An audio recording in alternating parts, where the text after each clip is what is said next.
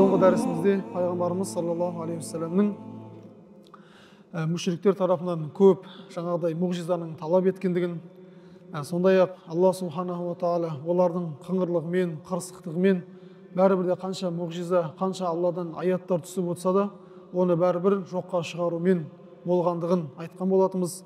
Соңында мүшриктердің пайғамбарымызға және оның қасындағы сахабаларға көрсететін зияндығы, көрсететін жаңағыдай азаптары қатты күшейе бастаған кезде Алла елшісі пайғамбарымыз саллаллаху алейхи вассалам өзінің иман келтірген бір топ сол жердегі сахабаларына былай деді: тафаррақу фил арди, сіздер жер бетін кезіңіздер, жер бетіне бөлініп кетіңіздер. Фа инналлаха саяжмаукум, расында Алла сіздердің барлығыңыздың басыңызды бір жерге жинақтап біріктіреді деді. Бұл пайғамбарымыздың хадисі еді. Сол кезде бір топ сахабалар пайғамбарымыздан қай жаққа қарай бару керек екендігін сұрады. Қай тарапқа барғанымыз біз үшін, дініміз үшін жақсы болады деді. Сол кезде пайғамбарымыз фашара илал хабаша, баратын болсаңыздар Хабаша, яғни Эфиопияға қарай барғандарыңыз дұрыс деп сол жақты нұсқап жіберген болатын. Бүгінгі тақырыбымыз хижратул хабашатил ула, сахабалардың ең алғашқы Эфиопияға хижрет, қоныс аудару екен. Жалпы ұстаздарымыз, ғалымдарымыз айтады, сол пайғамбарымыздың кезіндегі Хабаша деп аталатын елге бірнеше мемлекет кірген қазіргі таңда. Эфиопияның өзі, сол секілді Эритрия деген ел, және Сомаль, және Суданның оңтүстік бөлігі. Осы төрт мемлекет пайғамбарымыздың кезінде Эфиопия, яғни Хабаша деп аталған екен. Арнайы түрде және айтатын болсақ, ұстаздарымыз айтады, сол кезде сахабалар Суданның оңтүстігі мен Эритрия жақтарға қарай барған деп айтады. Сол кезде Эфиопияның орталығы немесе сахабалардың тірелген, барып қоныстанған жері сол тараптарда дейді. Кітапта имам Аль-Худари бастап жатыр: фаинда залика тажахаза насу лил хуружи мин диярихим ва амвалихим фираран лидинихим кама ашара алейхи салату вассалам. Міне осы кезде бір топ сахабалар өздерінің діндерін, мал жанын аман сақтап қалу үшін қаладан шығуға дайындығын бастап кетті. Пайғамбарымыз саллаллаху алейхи вассалам айтқан жаққа қарай. Міне осы пайғамбарымыздың тарихында немесе ең алғашқы Меккеден қоныс аударуға шыққан хижрет осы еді.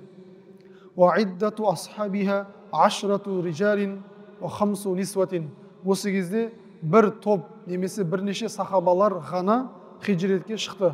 Оның ішінде 10 еркек, 5 әйел кісі шықты. Сонда бар жоғы 15 кісі Эфиопияға қоныс аударуға шықты. Өздерінің діндерін және жаңағыдай намыстарын немесе меккелік мүшриктерден болып жатқан озбырлыққа, қиыншылыққа сақтану мақсатында 15 кісідей Эфиопияға аттанды. Олардың қатарында мына кісілер 15 кісіні атап өтеді. Осман ибн Аффан, ерлердің бірінші. Әйелі заужуху Руқайя бинту Расулилlah, Алла елшісінің қызы Руқайя, біздің тілде Рұқия. Екеуі, бір еркек, бір әйел. Және Абу Салама, келіншегі заужуху Умму Салама.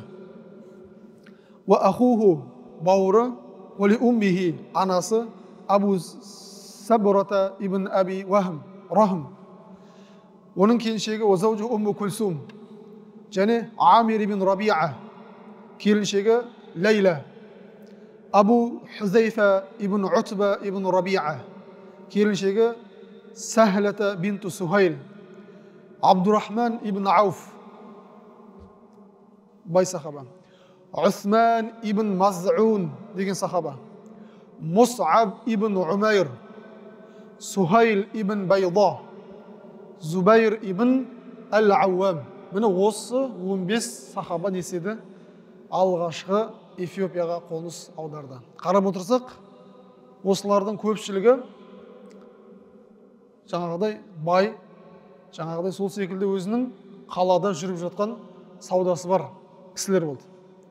Джуллуху мин Құрайш, көпшілігі Құрайыштан шыққан, жай қарапайым адам емес, сол Құрайыштың өзінен шыққан адамдар. وَكَانَ عَلَيْهِمْ فِيمَا رَوَى ابن هشام وعثمان ибн مَزْعُونَ. Осылардың ішіндегі басшысы болып тағайындалған адам Осман ибн Маз'ун деген кісі. 15 адамға басшы болып тағайындалған. Фасару аля баракатилла. Осылайша Алланың берекетіменен ол кісілер жолға аттанды. Валамма интахау илал бахр. Сөйтіп Қызыл теңіз жағасына келген кезде, яғни Қызыл теңіз Меккеден Жиддаға барады, Жидданың қасында Қызыл теңіз бар. Сол жерге келіп тоқтайды. Истажару сафинатан. Сол жерден өздеріне бір қайықты немесе бір кемені жалға алады. Не үшін? Аусалатум иля мақсидихим. Өздерінің мақсат еткен жерлеріне жетіп алу үшін, теңіздің арғы бетіне өту үшін өздеріне бір кемені жалға алады. Фaqamu аминина мин аза ялхaqu бихим минал мушрикин. Осылайша мүшриктер тарапынан кездесіп жатқан бүкіл зиянкестерден аман сау болып, олар Хабашаға жетіп, сол жерде тұрақтады. Валам ябқа ма'ан наби саллаллаху алейхи вассалам иллал қалил. Ал пайғамбарымыздың болса, азғантай адам ғана қалды. Біз айттық, жасырын түрде жарияланған кезде 30 мен 40-тың арасында ғана адам исламды қабылдады. Бұл хижраға, Хабашаға хижрет пайғамбарымыздың пайғамбарлық жібергеннен бастап 5-ші жыл бұл. Пайғамбарымыздың пайғамбарлығының 5-ші жылы. Сонда 3 жыл жасырын болды, 2 жыл жария болып жатыр. Міне осы 5 жылдың ішінде 30 бен 40-тың арасындағы адамдар не болды? Ислам дінін қабылдап, пайғамбарымызға сахаба болып есептелді. Әйел еркектер барлығы жалпы қосқанда. Сонда 15 адам Эфиопияға хижретке кетсе, сонда 15 шақты адам ғана пайғамбарымыздың қасында несе деген қалды деген сөз. Міне осы аралықта бір топ сахабалар Эфиопияға қоныс аударуға кеткен кезде пайғамбарымыз бірнеше сахабаларымен қайда қалды? Меккеде қалды. Олардың негізгі бас қосатын жері Арқам ибн Абил Арқамның үйі еді. Қағбаның жанында Сафа тауының етегінде көзден таса жерде еді. Міне осы аралықта үлкен бір оқиға жүзеге асады. Ол оқиға Омар ибн Хаттабтың исламға кіруі жүзеге асырылады. Біз білеміз, Омар ибн Хаттаб сол кездерде Меккеде өте даңқты, денесі, бітімі, абыройы асқақтап тұрған ұлы кісінің бірі еді. Алла елшісі пайғамбарымыз үнемі дұға жасайтын. Аллахумма аиззал ислама би умарайни. Аллахым екі Омардың бірімен исламды әзиз қыл, ұлықта. Оның біреуі осы Омар ибн Хаттаб болса, екіншісі Абу Жахил болады. Оның шын аты Омар. Міне осы екеуінің абыройы, авторитеті, дәрежесі барлығы Меккеде не болған? Жоғары болған. Пайғамбарымыз білді, сол екеуінің бірі егер исламға кіретін болса, көптеген бізге не келеді? Бір жақсылық келеді, бізге бір қорған пайда болады. Ал енді адамға бір тірек пайда болған кезде, ода сенімділік пайда болады. Солай ғой. Сол үшін пайғамбарымыз саллаллаху алейхи вассалам істеген еді, дұға жасаған. Қарап отырсақ, бүкіл сахабалар Абу Бакр радиаллаху анхудың себепкерлігімен исламға кірді. Абдурахман ибн Ауф, Зубайр ибн Ауам, Осман ибн Аффан, Билал ибн Рабах өткенде оқыдық. Сол 30 бен 40-тың арасындағының 30-ға тартары Абу Бакр радиаллаху анхудың несімен себепкерлігімен исламға кірді. Ал Омар ибн Хаттабтың исламға келуін қарасаңшы, Алла оны Құдайдан сұрап алған да. Алладан сұрап алған пайғамбарымыз. Демек, Омар жай адам емес. Өте маңызды адам деген сөз сол кездерде. Одан кейін де оның маңыздылығы 2 есе арта түсті. Енді Омар ибн Хаттабтың исламға келу тарихын қысқаша кітаптан оқып көрсек. وفي ذلك الوقت أسلم الشهم والهمام عمر بن الخطاب العدوي القرشي. Міне осы уақытта, аралықта мұсылмандардың қатарына жау жүрек, жігерлі, даңқты Хаттабтың ұлы Омар العدوي القرشي исламды қабылдады. وبعدما كان عليه من كراهية المسلمين وشدة أذاهم. Осы кезде мұсылмандарға деген мүшриктердің зияны артып тұрған кезет. قالت ليلى إحدى المهاجرات الأرض الحبشة مع زوجها. Біз жоғарыда айттық, Лейла деген әйел кісі хижретке шықты. Оның күйеуі Амир ибн Рабиа. Оның келіншегі Лейла. Міне айтып жатыр, Лейла баяндап жатыр. Ислам келтірген әйел кісі баяндап жатыр. Хабашаға күйеуімен хижрет еткен әйелдердің бірі. Кәна Омар ибн Хаттаб мин ашадди наси алейна фи исламина. Біздің дінімізге, исламымызға адамдардың ішінде ең қатты дұшпан, емес ең қатты біздерге қарсы тұрған адамдардың бірі ол Хаттабтың ұлы Омар еді. فلما ركبت بعيري أريد أن أتوجه إلى الأرض الحبشة إذا أنا به. Мен өзімнің түйеуіме отырып, Эфиопия тарапқа қарай бағытталып жатқан кезімде, кенеттен менің алдыма Омар ибн Хаттаб шығып келді. Фақал ли, сосын маған бұлай деді. Айна я Умму Абдулла. Ей Абдулланың анасы, қайда қарай бет алдың, немесе қайда кетіп бара жатсың деп Омар айтты. Фақулту, Лейла деген мұсылман сахаби әйел айтады. Мен айтып жатырмын. Қад азайтумуна фи динина. Сендер біздердің діндерімізге зиян бердіңдер. Назхабу фи ардиллахи хайсу ла ну'зи. Біз өзімізге зиян бермейтін Алланың бір жеріне қарай кетіп бара жатырмыз, бағытталып. Не үшін? Сол сендердің зияндарыңнан шаршағандықтан зиян берілмейтін бір тыныш жерге қарай бағытталып кетіп бара жатырмыз. Фақаля, Омар айтты, сахибакумуллах. Әдемі сөз айтты. Алла жолдарында ашық қылсын деді. Алла жолдарында ашық қылсын, сапарларың сәтті болсын деді, біздің тілмен айтқанда ақ жол. Фаламма жаа зауджи Амир ахбартуху бима раайту мин риққатил Умар. Ал енді Омар кетіп қалады. Сөйтіп күйеуі келеді. Лейланың күйеуі Амир ибн Утба келеді тағыны. Соған айтады.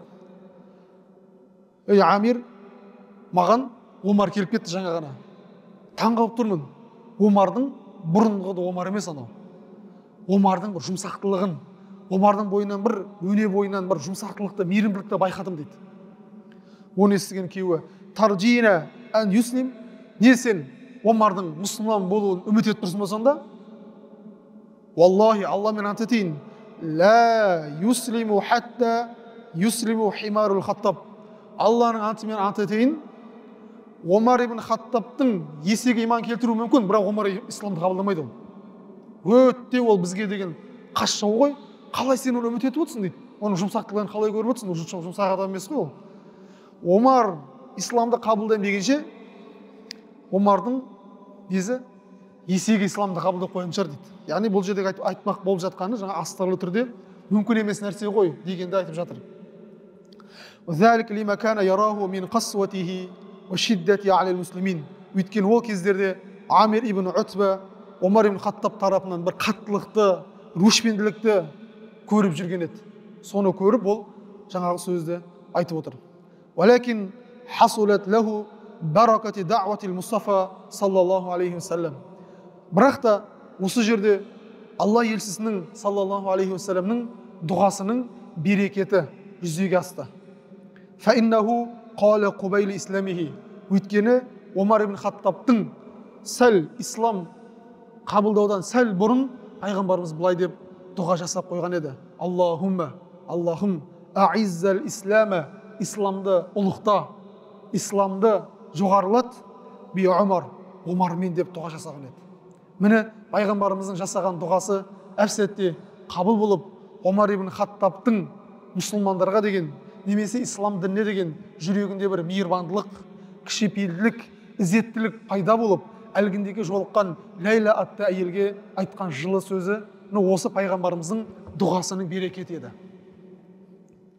وكان إسلامه في دار الأرقم ابن أبي الأرقم التي كان المسلمون يجتمعون فيه. Омар ибн Хаттабтың ислам қабылдауы Арқам ибн Абил Арқамның үйінде жүзеге асты. Өйткені ол үй мұсылмандардың бас қосатын орталығы еді. وقد حقق الله بإسلامه ما رجاه عليه الصلاة والسلام. Алла елшісінің Алладан сұрағанындай Омар ибн Хаттаб көп өтпей исламды қабылдады. فقد قال عبد الله بن مسعود من رواية البخاري. Абдулла ибн Масғуд деген сахаба имам Бухариден мына бір оқиғаны біздерге риуаят жеткізіп отыр. Қарап отырсақ, Абдулла ибн Масғудтан жеткен көпшілік риуаяттардың барлығы сол Меккедегі болған оқиғаларды баяндап жатыр. Неге? Өйткені бұл кісі кішкентайынан ертеректен не істеп қойды дедік біз? Исламды қабылдап қойдық. Айттық қой біз, Абдулла ибн Масғуд исламға келуі ол кейбір құрайыштардың қойын қаланың сыртына жайып жүретін. Сосын пайғамбарымыздан пайғамбарлық келді деп естіп, алдына бар исламды қабылдайды. Пайғамбарымыз оның исламын қабылдаған соншалықты тек қана Абдулла ибн Масғуд ғана пайғамбарымыздың үйіне рұқсатсыз кіріп шыға берді. Пайғамбарымыз толық қызметінде болды. Бір жерге баратын болса аяқ киімін қойып, шешсе оны қолтығына қысып, егер түзде жүріп ғұсыл алатын болса оның сыртынан жауып тұратын бір сондай пайғамбарымыз керемет қызметкер болған. Сол Абдулла ибн Масғуд бізге айтып жатыр. Және Абдулла ибн Масғудтың ерекшелігі имам Азам Абу Ханифа мазхабыда осы Абдулла ибн Масғуд деген сахабаның несімен, дәрісімен, сол кісінің жеткізген риуаяттармен қабыл етілген. Абдулла ибн Масғуд айтады: "Мазилна а'иззаху мунзу аслама Умар, فإنه طلب من رسول الله صلى الله عليه وسلم أن يعلن صلاته في المسجد ففعله." Біз мазилна а'иззаху, біз үстем болдық, біздің жоғарылығымыз, біздің дәрежеміз жоғары болды, ол жалғаса берді Омардың Осман болуымен. Омар исламға келді, біздің еміз, жігеріміз, біздің жаңағыдай ұлықтылығымыз, күшіміз неседі? Жоғарылады. Сөйтіп, Омар ибн Хаттаб пайғамбарымыздың алдында исламды қабылдаған екен, пайғамбарымыздан мына нәрсені өтінген екен: "О Алланың елшісі, рұқсат берсеңіз, мен намазымды Қағбаның алдына барып, әшкере, жария түрде жасасам" деді. Пайғамбарымыз рұқсат берді, ол барып сол жерге ашық, ешкім оған қарсыласпайды, емін еркін құлшылығын Қағбаның алдында орындаған. Ал оған дейін, Омар ибн Хаттабқа дейін ешкім емін еркін жайбарақат Қағбаның алдында тұрып құлшылық жасауына мүмкіншілік жоқ еді. Ал Омар болса исламды қабылдай салып, пайғамбарымыздан нені рұқсат етіп жатыр? Сұрап жатыр: "Маған рұқсат берсеңіз, Қағбаның алдына бар емін еркін құлшылық жасасам" деді. Пайғамбарымыз оған рұқсат берді, ол кісі соны жасады. Енді кітап қысқа болған екен, қысқа мағлұматымызды айтып жатырмыз. Негізі үлкен оқиғалар бар ол жерде. وقد أدرك الكفار كابة شديدة حينما رأوا عمر أسلم. Ал енді кәпірлердің барлығы Омар ибн Хаттабтың мұсылман болғандығын көрген кезде қатты уайымдап күйзеліске түсті. Олар үшін үлкен бір соққы болып тиді. وكانوا قد أرادوا قتله حتى اجتمع جمع حول داره ينتظرونه. Сөйтіп, меккелік құрайыштардың барлығы жиналып, бас қосып, Омар ибн Хаттабтың есігінің алдында жиналып, оның шыққандығын күтіп тұрды. Егер шықса, біз Омарды өлтіреміз деп күтіп тұрды. فجاء العاص ابن وائل السهمي وهو من بني سهم حلفاء بني عدي قوم عمر وعليه حلة حبرة وقميص مكفوف بحرير. Осы кезде Сахми руының басшысы Ас ибн Уайл келеді Омар ибн Хаттабтың есігінің алдына. Ас ибн Уайл кімнің әкесі? Амр ибн Астың әкесі. Бұл Сахми руынан.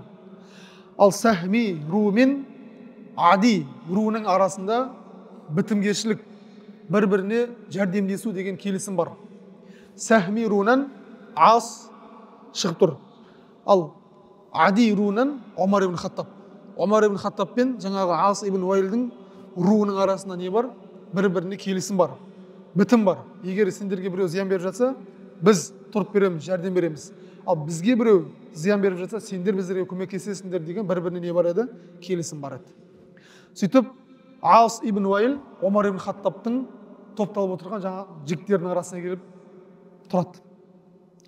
Сөйтіп, ол Ас ибн Уайлдың үстінде өте бір жағасы құндыздан, жібектен жасалған шапан, шеттерінің бәрі оюлы, жағалы, әдемі бір тап-таза қымбат киімді киіп келеді. Кім?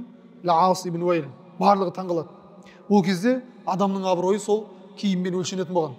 Қандай әдемі, жағалы, құндызды сырттан келетқандай кезде бірден көзге түсетін әдемі киімді кисе, ол кісі бір сол әулеттің немесе сол жердің бір авторитеті, бір жоғары мансапты кісі екендігінің дәлелі болған. Сөйтіп, Ас ибн Уайл Омар ибн Хаттабтың есігінің алдына сол әдемі киіммен кіріп келеді. сөйтіп фақала ли Омар, Омарға айтады: мә бәлука, ей Омар, не болды саған? Тыныштық па? Не үшін есігінің алдында бір топ құрайшылар жиналып тұр дейді. Фақала, сол кезде айтады: заама қаумука, сенің қауымың ашуланып, өштеніп тұр. Аннахум сайқутулунани, олар мені өлтірмекші. Аннаслямту, менің ислам дінін қабылдағаным үшін. Мен ислам дінін қабылдадым, ал енді сол үшін жаңағы жігіттер келіп мені не істемекші? Өлтірмекші. Қала, айтты: ла сабила илейка фа ана лака жарун. Жоқ, қорықпа. Ешқандай қорқыныш болмасын, мен саған жар боламын, мен саған қорған боламын. Өйткені арамызда не бар? Келісім бар. Фа амина Омар. Сөйтіп Омар аманшылықта қалды. Енді егер біреу екеу болып келсе, Омар оның екеуін сол жерде құлатып тастайды. Ол жерде көп болып келіп тұр да, мәселе сода болып тұр. Омар өткен батыр кісі болған. Оған деген адамдар біреу екеу болып келу мүмкін емес.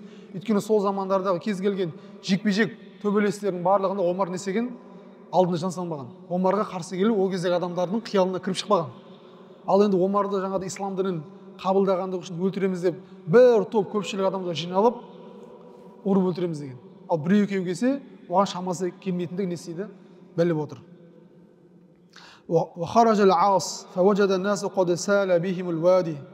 Сөйтіп Ас ибн Уайл жаңа қамқорлығына алған кісі есіктің алдына шығып сайға қараса, сай толы адам жиналып тұр екен, Омарды күтіп жаңағы ұруға. Фақала айна туридуна, сосын айтып жатыр: не қалайсыңдар сендер? Не үшін келіп тұрсыңдар мынау есіктің алдына? Қалу, ол бір топ келген жігіт айтты: нуриду хаза ибн Хаттаби аллази сабаа. Біз Хаттабтың ұлы Омар мынаны күтіп отырмыз. Ол өткен біздің ата баба дінімізді тастап кетті. Соған келіп отырмыз. Қала, ла сабила илейхи, оған шаруаларың болмасын, онда жұмыстарың болмасын. Фараджа аннасу мин хайсу атау. Сөйтіп бір топ келген жігіттердің барлығы келген жерлеріне қайтадан кетіп қалды. Бұл Омар ибн Хаттабтың қысқаша исламға келгендігінің оқиғасы еді. Сөйтіп енді келесі тақырыбымыз руджуу мухажирил хабаша. Эфиопияға кеткен мұхажирлердің қайтадан Меккеге келуі. Соны оқысақ.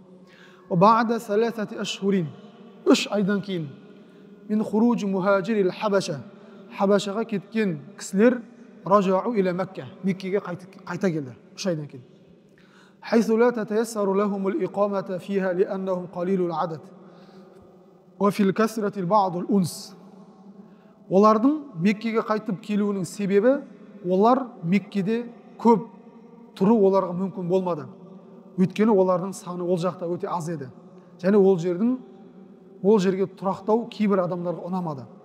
وأضيفوا إلى ذلك أنهم أشرف قريش ومعهم نساؤهم. Және олардың қайтып келуінің себептерінің бірі, сол жаққа қоныс аударуға кеткендердің барлығы Құрайштардың шарапатты адамдары.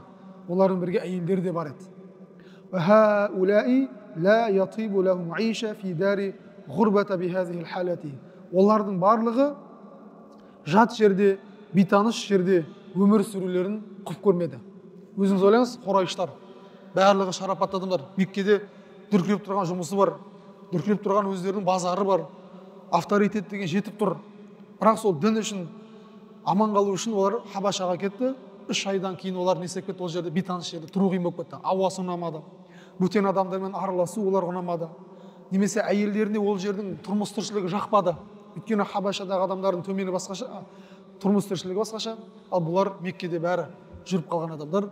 Ол жақта тұру оларға не болмады? Бейтаныс болып, жүргісі келмей, кері Меккеге қайтуға ниет етті. Осы кезде олардың қайтып келуіне және себептің біреуі бар. Ол себеп көп сира кітаптарында, тарих кітабында келтірілген. Бірақ ол оқиғаны айту, ол оқиғаны сену, ол дұрыс емес. Біз оны қазір не үшін айтайын деп жатырмыз? Өйткені ол оқиға көп жерлерде айтылады. Соның дұрыс-бұрыстығын анықтау үшін біз қазір айтып өтеміз. Бір оқиғаны айтамыз. Олардың хижретке кеткендердің қайтып келуінің себебін тарихшылар былай деп айтады. Және бұл негізгі не емес, пікір емес. Соны сақтап қалыңыздар. Былай дейді: وقد أولع بعض المؤرخين حكاية يجعلونها سببا من رجوع المهاجر الحبشة. хижретке кеткен адамдардың Эфиопиядан қайтып келуінің негізгі себептерінің бірі дейді, тарихшылар мына оқиғаны өршітіп айтып кетіп отыр дейді. Уахия, ол оқиға аннаху балағахум исламухум қаумихим хинама қараа алейхимур расулу сурат ан-Najм. Меккедегі жаңағы кәпірлердің басшыларының барлығы ислам дінін қабылдады деген хабар оларға жетті дейді. Меккедегі туысқандары, өздеріне зиян беріп жүрген достарының барлығы ислам дінін қабылдады деген хабар қайда жетті? Эфиопияға жетті. Не үшін? Өйткені пайғамбарымыз намаз оқып жатқан кезде Нәжім сүресін оқиды. Сол Нәжім сүресінің ішінде Ұзза, Манат, Лат деген өздерінің қолдан жасалған пұттарының есімдері аталып кетеді. Расымен де ол сүреде бар, бірақ олар соны өзгертіп, мынау Мұхаммед біздің Лат, Манат, Ұзза деген пұттарымызды мақтап жатыр, олар қияметте біздерге шапағат етеді деп айтты деп олар естиді да, мүшриктер. Сөйтіп олардың исламға келді деген хабар қайда жетеді? Эфиопиядағы мұхажирлерге жетеді. Олар сосын не істеді дейді? Сол енді мына жақта не істеп жүрміз? Ақыр ар жақта өзіміздің туысқандарымыз ислам дінін қабылдаған болса, не үшін қайтпаймыз деп олар қайтты дейді. Енді оқиық соны. وَتَكَلَّمَ فِيهَا كَلَامًا حَسَنًا عَنْ آلِهَتِهِمْ. Алла елшісі саллаллаху алейхи вассалам намаз оқып жатқан кезде Нәжім деген сүрені оқиды. Сол Нәжім сүресінің ішінде олардың ойынша біздердің құдайларымызды Мұхаммед жақсы сөздермен мақтап жатыр дейді. Қала ба'д. Нәжім сүресінің 19-20 аяттарында Аллах Тағала былай деген: Афарайтумул лата вал узза ва маната ас-салисата ал-ухра. Сендер көрмейсіңдер ме? Латты, Ұззаны, Манатты, олардың үшіншісін деп айтады. Тилкал ғара. Осы аятты олар қосады. Мұхаммед және мынаны айтты дейді, бірақ оны айтпаған пайғамбарымыз. Олар айтады, Мұхаммед намаз отырып мынаны айтты дейді. Тилкал ғараниқу ал-ула ва инна шафаатухунна ла туртажа.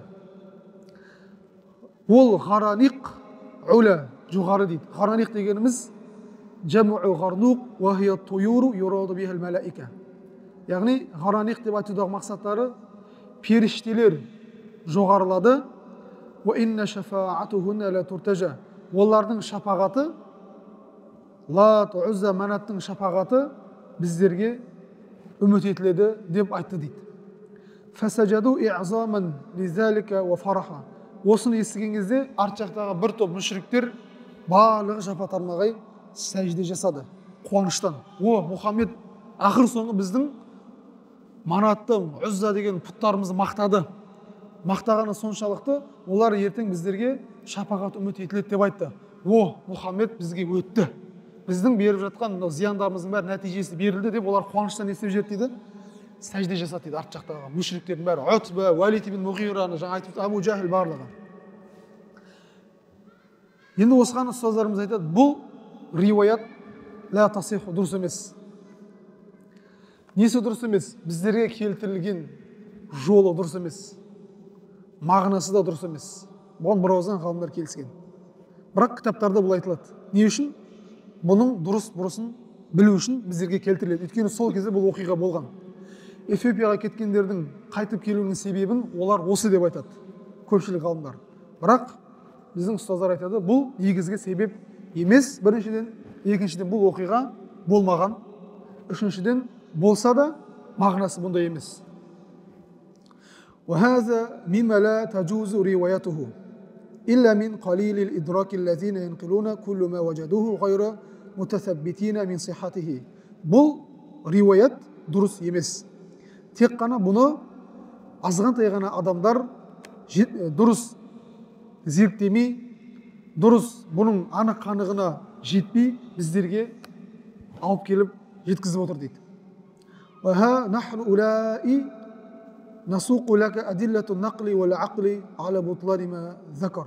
Біз енді дейді, осы жоғарыда айтылған оқиғаның анық-қанығын ақылымызбен және Құран мен хадистегі аяттармен негізделе отырып анық-қанығын айтайық сіздерге. Не үшін дұрыс емес бұл? Аммал хадису фасанадуху матнуху қалиқан. Біріншіден, бұл хадистің жеткізуі және оның мәтін дұрыс емес.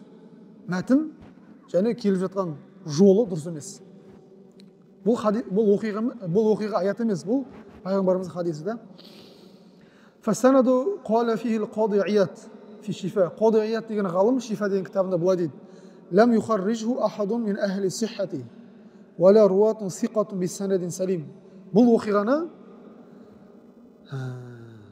хадисті жеткізуші бір топ ғалымдар тарапынан бұл дұрыс деп баға берілмеген. Және бұның жеткізу жолы да бір ауыздан дұрыс емес. Яғни ғалымдар келісім бермеген, бұл дұрыс деп. Әммәл мәтну, ал мәтінге келетін болсақ, фалайса асхабу расулиллахи валал мушрикуна маджанина хатта ясмау мадхан асна заммин ва яджузу залика алейхим. Егер мәтінге келетін болсақ дейді, болған оқиғаның мәтінге келетін болсақ дейді, бірде бір пайғамбарымыздың сахабасы тіпті бірде бір ақылынан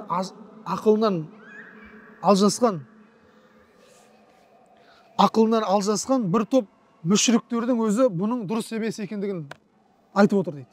Пайғамбарымыз бірде бір сахабасы және бірде бір ақылынан алжасқан мүшрик бұның дұрыс екендігін қабыл етпеген. Мүшриктердің өзі бұны дұрыс емес деп баға берген. Олардың пұттарының есімі жаңа Құранда айтылды ғой, бұл аят қой. Ей Мұхаммед, сен көрмейсің ба, олардың қолдан жасаған пұт, Лат, Узза, Манат дегендердің барлығы дейді, ол пұттардың аты дейді, дұрыс. Солардан кейін пайғамбарымыз мына аятты оқыған дейді: ин хия илля асмаун саммайтумуха. Ол Лат, Узза, Манат дегендердің барлығы өздері аталарынан қойып алған есімдер. Ма анзалаллаху биха мин султан. Алла Тағала бұларды өз тарапынан түсірген жоқ. Яғни маған Манат деген пұт арқылы маған сыйыныңдар, маған Узза деген пұт арқылы сыйыныңдар деп Алладан бірде бір болған үкім келмеген. Олар бәлкім сол қолдан жасайды, өздері соған өздері ат қояды. Ол өздерінің ойдан шығарып алған нәрселері. Бұл пайғамбарымызға еш қатысы жоқ. Уақиға, Аллаға, пайғамбарға несі жоқ, еш қатысы жоқ. Не айтып жатыр? Факаламу ғайру мунтазим. Бұл айтылған сөз ақылға келмейді. Валау кана залика қад хасала латтахазаху ал-куфару алейхи худжатан юхаджунаху биха вақтал хисам. Ал егер де бұл оқиға шын, егер жүзеге асқан болса, не үшін осы уақытқа дейін бірде бір мүшриктер немесе бірде бір дұшпандар, дін дұшпандары осы оқиғаны біздердің бетімізге басып құжат ретінде ұстамай жатыр? Демек бұл оқиға болмаған, дұрыс емес деп жатыр. және وهم من نعرفهم من العناد فيما ليس فيه أدنى الحجة فكيف بهذا. Өйткені ол қырсық мүшриктер сол кездерде қырсықтығын ұстану мақсатында біздердің бетімізге осы оқиғаны басу керек еді, егер дұрыс болса. Мұсылмандар былай тұрсын, мүшриктердің өзі бұл оқиғаның дұрыс емес екендігін естіп жатыр дейді, келісіп жатыр. Ол енді қалай дұрыс, құрт дұрыс деп айтамыз дейді. وليس ذلك القيل أقل من تحويل القبلة إلى الكعبة. Тура сол секілді олар айтты ғой, қыбланың ауысқандығын мұсылмандар бетіне басты ғой, тура солай басу керек еді ғой. Оның өзін бірақ баспай жатыр да, бірақ ол шын болған оқиға. Қыблада пайғамбарымыз намазда, асыр намазында Құба мешітінде тұрған кезде Алладан аят түсіп, жүздеріңді Әл-Ақсадан Қағбаға бұрыңдар деп аят түсті ғой. Сол кезде барлығы бір ауыздан жүздерін Құблаға қаратты. Сол оқиғаны кейбір мүшриктер не істеген? Сендердің құблаларың ауысып кетті ғой деп келемеждеп күлді ғой. Сол шын болған оқиғаның өзін дінсіздер біздің бетімізге баспай жатыр дейді. Ал енді мүлдем оқиғаға, ақылға салмайтын болып жатқан біз оқыған оқиғаны қалай деп сендер дұрыс деп ойлайсыңдар дейді. Өйткені ақылы төмен, ақылсыз мүшриктер Құран кәрімде айтып өтті ғой. Саяқулу суфахау минан наси. Адамдардың ішінде ақылы төмендер айтты: не болды сендерге бұрынғы жақтан қыблаларында ауыстырып деп олар айтқан еді. Бірақ ол айтқандары дұрыс болған нәрсе, айтуға тұрарлық нәрсе. Өйткені қыбла ауысты. Ал енді жоғарыдағы айтып жатқан оқиға ол болмаған нәрсе. Оны олар сол үшін бізге не істемей жатыр, бетімізге баспай жатыр. Ал енді мүшриктердің өзі жоғарыдағы айтқан оқиғаның анық болмаған болса, мұсылмандар оған сену керек, бұл оқиға мүлдем болмаған. Яғни олардың ойынша пайғамбарымыз намазда тұрған, сөйтіп пайғамбарымыз намазда тұрған кезде жаңа аятты оқиды ғой. Афарайтумул лата вал узза ва маната салисата лухра. Ей Мұхаммед, сен көрмейсің бе? Манат, Узза және лат деген өздері қолдан жасап алған және өздерінің әкелері есімдерін қойып кеткен ол Алладан келмеген нәрсе екендігін көрмейсің бе деген аятты кім пайғамбарымыз намазда тұрып оқиды ғой, аятты оқиды ғой. Сол кезде олар ойлады да, о, Мұхаммед біздің дінімізге өтті, біздің пұттарымыздың есімін атап жатыр деп олар қуанышынан сәжде жасады дейді. Сөйтіп олардың бәрі ислам дінін қабылдады дейді. Сол хабар жаңағы Эфиопияда жүрген мұсылмандарға келіп жетті хабар. Сөйтіп олар естіп, о, еліміздегі бүкіл мүшриктер ислам дінін қабылдапты, не үшін мына жерде жүрміз, демек елімізге қайтайық деп қайтты дейді. Олардың елімізге, Меккеге қайтып оралуының себебі бұл оқиға емес дейді. Соны білсеңіздер болды дейді. Бұны оқудағы мақсат сол. ولكن لم يسمع عن أي واحد من رجالتهم المتصدرين لعنات منهم أن يقول أن قال ما لك ذممت آلهتنا بعد أن مدحتها وكان ذلك أولى لهم من تجريد سيوف وبذل مهجر الرجال. Енді айтып жатыр. Бірақ та дейді, бұл олардың еркектерінің біреуінен біздерге келіп жетпеген дейді. Олар былай деп айтты дейді. Мұхаммед, не болды саған? Біздің құдайларымызды жамандап келіп, енді біздің құдайларымызды мақтадың ғой, сен не үшін олай жасадың? Және олар ол кездерде қылыштарын қынынан шығарып, пайғамбарымызға, мұсылмандарға бір өшпенді болып тұрған кез еді. Ол ақылға келмейді дейді. Қалайша пайғамбарымыз олардың қолдан жасаған құдайларын жамандап келеді дағыны, кенеттен оның құдайларын мақтап кетеді. Ол ақылға не дейді? Қонымсыз деп айтады. Енді арабшасын оқымай бұлай айтып кете берейін. Енді тарихшылар айтады, бұл оқиғаны ғибрат алу үшін біздерге айтып отыр. Және мұхажирлердің, Хабашаға кеткен мұхажирлердің қайтадан осы жаққа Меккеге қайтып келуінің себебі осы емес екендігін білу үшін біздерге айтып жатыр дейді. Иннал хижрата канат фи ражаб. Енді және дәлел келтіреміз бұл оқиғаның болмаған екендігіне. Меккеден Эфиопияға қоныс аударушылар Ражаб айында кетті. Ражаб айынан кейін қандай бізде? Ражаб, Шабан, кейін Рамазан, сосын Шауал. Ол 4 ай. Кітапқа қарап отырсақ, олар Ражаб айында кетті дейді. Олардың қайтып келу Шауалда жүзеге асты дейді. Ражабта кетті, Шауалда қайтып келді. Ал пайғамбарымыз намазда оқыған Нәжім деген сүре бұл Рамазан айында түсіп отыр дейді. Сонда Ражабта кетті, Рамазанда Нәжім сүресі түсіп отыр, ал олардың қайтып келуі Шауалда отыр дейді. Қараңыздар. فالمدة بين نزول سورة رجوع المهاجرين شهرا واحدا. Құран аятының түсуімен олардың қайтып келуі бір ай деп тұр да. Бір ай дейді. Ал-мутааммил, енді ой жүгіртіңіз дейді. Азғантай ғана ой жүгіртіңіз. Ол кездегі Эфиопияға барып, қайтадан Меккеге қайтып келу жолы дейді, бір айлық жолды қамтымайды дейді. Бір айлық жолды қамтымайды, мүмкін емес. Ол кемі 2-3 айлық жолды қамтиды, жолдың өзі. Жолдың өзі 2 айдан астам жолды қамтиды. Демек, бұл оқиға дұрыс емес. Нәжім сүресі түсті, 5 минуттан кейін, немесе 10 минуттан кейін, жарты сағаттан кейін Эфиопиядағы мұсылмандарға хабар жетті да. Ол хабар жеткеннен бастап шығып кетті да. Ал енді ол кезде Эфиопиядағы мұсылмандарға бұл аяттың түскендігі жайлы хабар 5 минутта жету мүмкін емес қой дейді. Біздің замандағыдай оларға жететін бір мотор қайық жоқ, немесе телеграф жоқ, немесе телеграф жоқ. Хат салып жіберіп оларға жеткізе салатын. Демек, ол оқиғаның болуы мүмкін емес дейді. Бұл таңғалатын нәрсе емес. Біз айтамыз, бұл оқиға Алла тағала дініміздің ішінде сынақ беріп қойған кейбір ақылына еріп қойған немесе ауаға ерген кейбір бидғатшылардың ойдан шығарған шындыққа жараспайтын бір оқиғалар дейді бұл оқиға. Яғни шын емес, болған оқиға емес. Валакин бірақ та альхамдулилла, Аллаға біз шүкір айтайық. Манна алейна би хифзи китабина аль-маджид. Аллаға мақтау болсын, Алла тағала біздің кітабымызды қияметке дейін сақтауды өзінің мойнына алып қойған. Бұл ұлы нығметтің бірі. Аллази яхкуму байнана ва байна кулли муфтарин каззабин. Бұл да үлкен Алланың нығметі. Аллах тағала бізбенен өтірікке шығарушы жалақорлардың арасын біздерге Аллах тағала ажыратып қойған.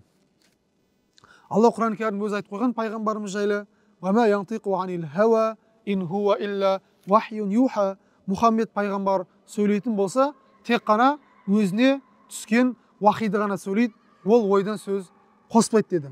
Демек, бұл оқиға пайғамбарымыздан анық келіп жетпеген оқиға екендігін біз көріп отырмыз. Уәлләзи юлқияху аш-шайтану мин ақбахи ма юруа. Ал енді дейді, мына жерде шайтанның пайғамбарымыз саллаллаху алейхи уассаламның бейнесіне кіріп, Құран аятын оқыды деп айтқан хабар, ол ең жаман риуаят дейді. Енді мынандай оқиғаның болғандығы рас дейді, ғалымдар айтады. Пайғамбарымыз намазда тұрады, сахабалар артында тұрады. Сөйтіп, пайғамбарымыз намазда жаңағы біз оқыған аятты оқиды, Нәжім сүресінде аятты оқиды. Сөйтіп, афарайтуму лата вал узза ва маната салисатул ухра деп, Құран аяты ұзын ғой. Имамдар да намаз оқыған кезде дем алып тоқтап қалады кейбір жерлерде. Сол секілді пайғамбарымыз демі аз болып, осы жерге тоқтады дейді. Осы жерде тоқтап қалды да, келесі аятты оқимын дегенше, шайтан пайғамбарымыздың бейнесінде, немесе пайғамбарымыздың дыбысымен жаңағы сөз оқыды дейді. Расында періштелер жоғарылады, расында мәнат, ұзза, және де жаңағы лат деген пұттардың қияметте шапағаты біздерге болады, біз соларды үміт етеміз деп пайғамбарымыздың тілімен шайтан алейхи ләъна осы сөзді қосып жіберді дейді. Пайғамбарымыз сәл демалып тұрған кезде. Ал оны арт жақтағы мүшриктер естіп, қуанып, барлығы не істеді дейді, сәждесін жасады дейді.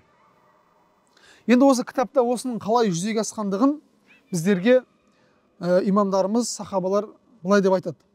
Факайфа яқулу алейхи салату вассалам. Қалай дейді, пайғамбарымыз айтты оны дейді. Ау яджри аля лисани. Қалайша уақиға біз күмән келтіре аламыз дейді.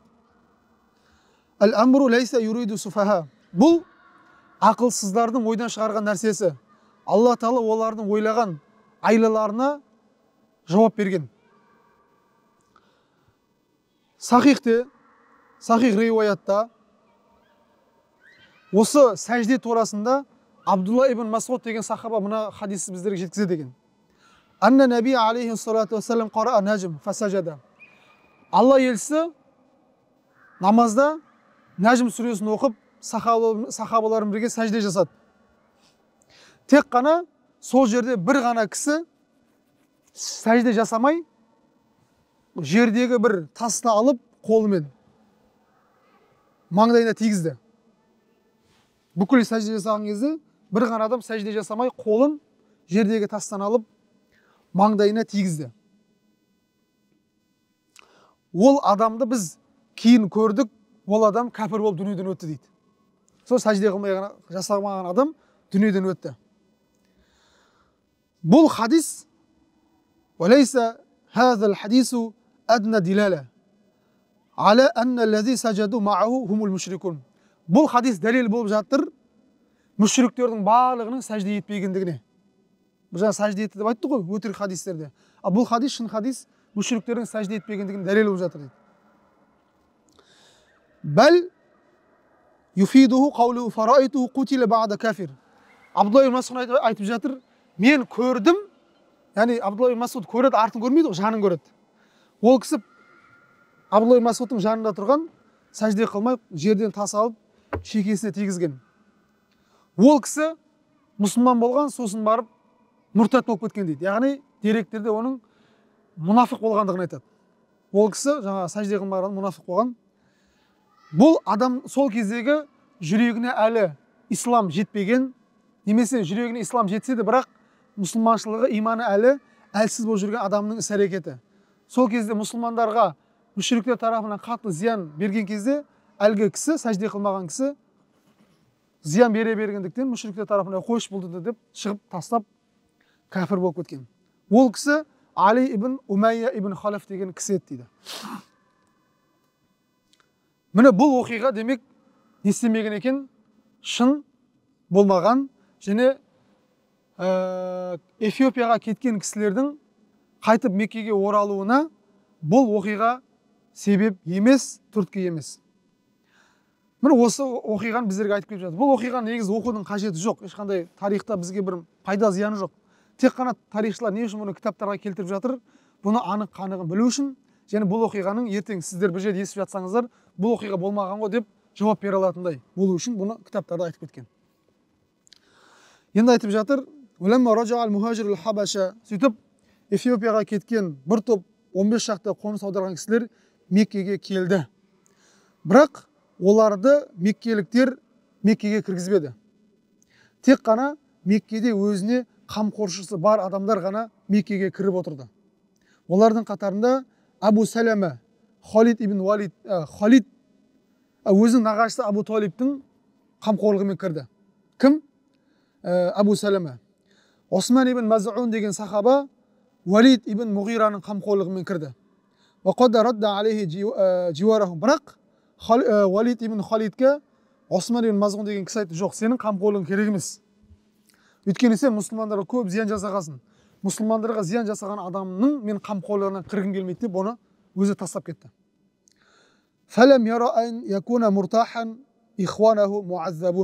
Олар өздерінің бауырларының әлгі жақта қатты азапталып жатқандығын көрді. Сөйтіп олардың кейбіреуі Меккеге қамқорлықпен, қамқоршысымен кірді, ал кейбіреуі Меккеге кірмей, сол Меккенің айналасындағы сыртқы жақтарда не істеді? Өздерінің күнін көрді. Бүгін осы жерден тоқтатайық. Уахиру дауана анилхамдулиллахи раббил аламин. Я жаратқан Алла Тағала, алып жатқан білімдерімізді пайдалы ете көр, көкірек көзімізді аша көр. Алла пайғамбарымызға деген махаббатымызды арттыра көр. Алла елшісінің өмір баянында қателіктеріміз болса, баяндап жатқан кезде жіберген ағаттықтарымыз болса, Аллахла бір өзін кешіргейсін. Ва саллаллаху аля хайри халқи Мұхаммад ва аля алихи ва сахби ажмаин. Амин. Аллаху акбар.